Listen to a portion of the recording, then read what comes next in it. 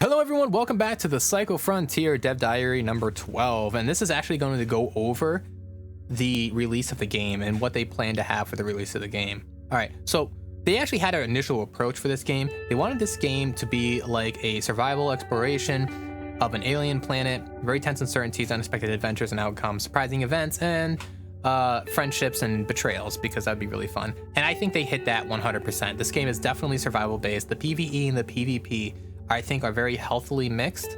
You definitely have to worry about both. Like you can't just, it's not just one over the other. You worry about both during your entire playthrough. The voice chat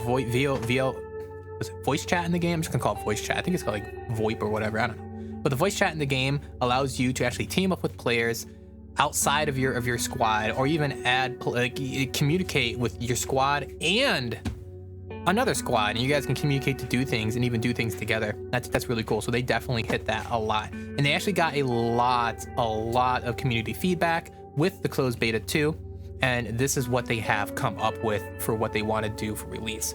So they're going to go over 6 things: power progression, weapon balancing, campaign, matchmaking, dungeons, and social. Those are the 6 things that they worked on for the release and what they're going to talk about. Now they probably worked on some other things too, but this is the things that they actually want to talk about. So the first thing we're going to go over is the power progression. A lot of this frustrated a lot of players, and it was actually a very big complaint in closed beta 2. A lot of people were getting annoyed with the power balance between white armor and guns and top tier armor and guns. They thought that either they got killed too fast or they just never had a chance to survive. There was a lot of arguments and stuff like that. And during closed beta 2, they did actually make a lot of iterations. They adjusted the economy, the penetration versus armor curve, and the individual weapons, but it just was not satisfying enough, and they will be continually working on this so they can find that sweet spot. And it's not easy to find a sweet spot, but they will find the sweet spot. But this is what they decided to do. So there are more diminishing returns on the penetration versus armor formula. So best gear, epic, and exotic will not be as powerful against low tier gear, common, uncommon, and rare. So that's basically the same thing that they did with the penetration versus armor curve in the first release of closed beta 2. Also, the progression in armor and penetration values and shields and weapons now also have diminishing returns. Upgrading from common to uncommon will give more armor and penetration than upgrading from rare to epic. This is going to help out a lot. It just means that like your epic armor is still going to matter, but it's going to be like a luxury now. All right, you can upgrade from like a white armor to an uncommon armor and maybe get a 50% increase, while upgrading from a blue armor to a purple armor is probably going to get like a 5% increase. That's not the actual numbers, but I'm just saying that's, for example, that's kind of what it's like.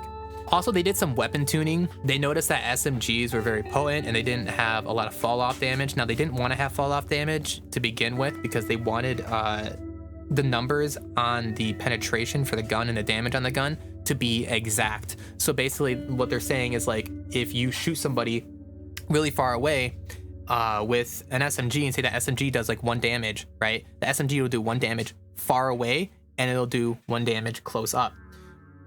Or maybe even 5 damage far away, 5 damage close up.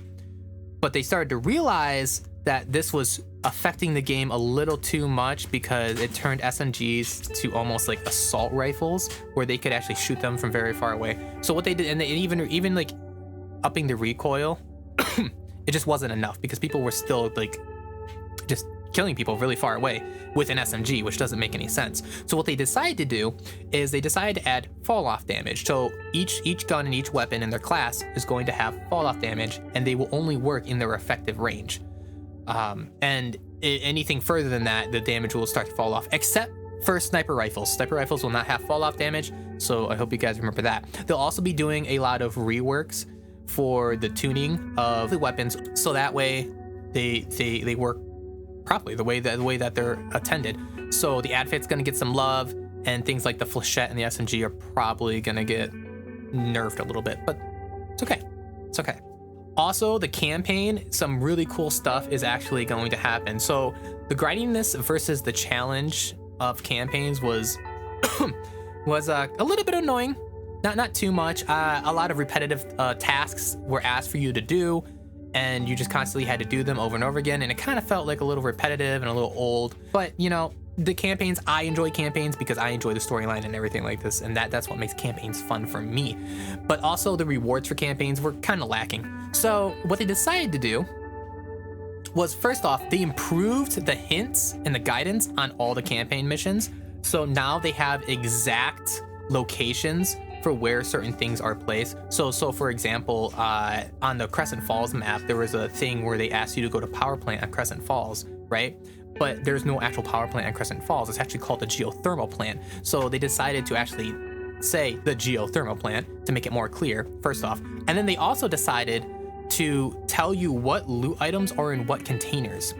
So say there's a mission that says, I need you to go find a hydraulic piston. They're gonna be like, hydraulic pistons can be found in this type of container. So that's gonna help you guys like really be able to find certain materials and even use that information for future tasks as well. Or even base upgrades. Maybe you need to find a certain material and you're like, oh yeah, they said that they were in that type of container. So we're gonna go to that type of container to look for that. So you guys will know where to look. Pretty cool stuff, right?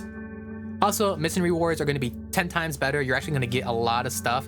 This includes shields, helmets, guns, backpacks, consumables, and now even key cards for your efforts. And they also emphasize that mission and jobs asking you to stash certain items have also been tuned to always be worth doing, meaning do them. It'll be awesome. They're going to be fun. Also, unique missions are going to be more unique missions. So a unique mission is something like, okay, go to this specific spot and collect this specific item. And mostly, so like the Old Bones quest where you had to go to the caverns, the Eastern Caverns, I think they're called, and you had to go in and you had to find the bones, and it's right under the skeleton that's there. That's what they mean by unique missions. It takes you to a very unique place and you collect a very unique item that you really don't use for anything else except for that mission. Or say on the Crescent Falls maps, you had to go and find the Warden skull, I think it was. And it's supposed, if you actually read the board, it says they're extinct, maybe, quote unquote, blah, blah, blah, blah, blah, but you have to find the Warden skull and it takes you to that spot and you learn a little bit of lore with it. They're going to add more of those missions because they think that they're fun, and I honestly do too. So I hope to see more of that. Matchmaking and dropping on the planet has also been changed. So they decided to go with a bucket approach. So what this means is that there's going to be multiple buckets and people are going to be put in those buckets, and there's going to be a bucket for beginners, period. They want beginners to really learn the game and enjoy the game. All right. They want them to be able to they want them to be able to learn the AI. They want them to be able to learn the map, the terrain, the mechanics.